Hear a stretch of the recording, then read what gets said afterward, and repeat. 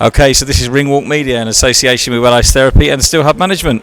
It's good to see you, young man. How are you, Brandon? It's even better to see you. Thank you very much for having me on. How are you is the question. Well, I'm all right because I've got your smiling face in front of me, mate. Listen, it's a big fight week for you when it happens, and a great card. Yeah, I've said in my last interviews, because I'm very hyperactive and very energetic.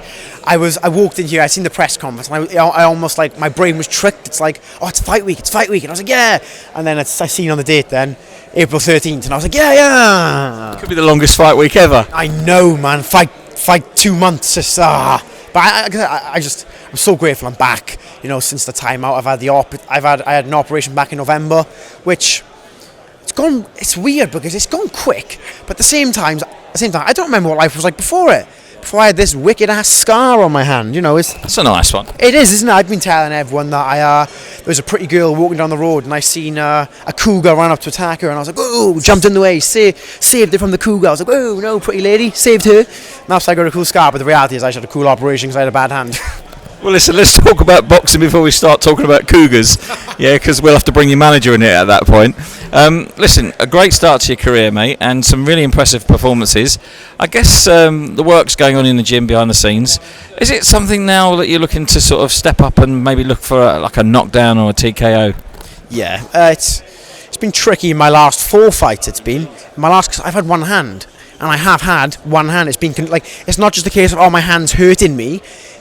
I had arthritis in my hands and everything. It was a case of potential retirement if I didn't get seen too quickly. It was that bad. It was that bad.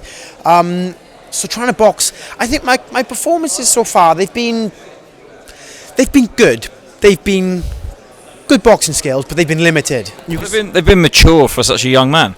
Wait till I see what I can do. Wait till you see what I can do with 2 hands. You'll see me. The Cougars are like that. When the Cougars are around, the Cougars are watching. I'm like, whoa!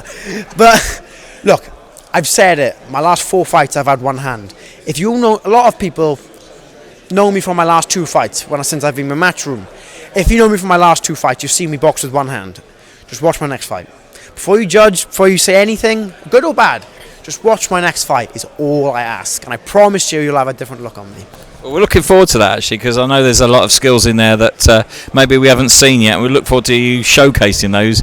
Manchester Arena. I mean, come on, that's not a bad venue, is it? I've been telling everyone, right? You know what? When I'm telling people, I'm like, oh, it's in the AO Arena. A lot of people are like, oh, the AO Arena, but some people are like, AO Arena, I've never heard of it. I'm like, it's where KSI boxed Tommy Fury.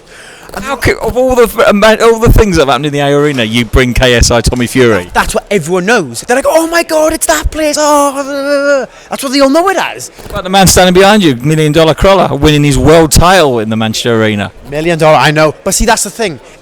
All these kids, they're like 12 years old. So they're a lot more likely to know KSI. I've been telling them, that's what I've been telling them. I'd much rather say Anthony Crawler from a boxing perspective, but at the same time, a lot of people know KSI. But look, it doesn't matter. I'm boxing there April 13th. That's the only thing that matters right now, and I can't wait because it's my first fight back with 2 hands I've had since August 12th, 2022. Well, we're running out of time. We're being told to wrap up, but I can't go without asking you one quick question.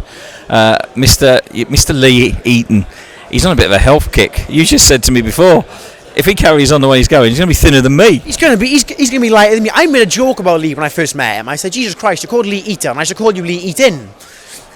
I made that joke. Now, Jesus Christ, he's going to be in better shape than me. So, Lee, listen, all jokes aside, I'm proud of you, brother. I love you loads.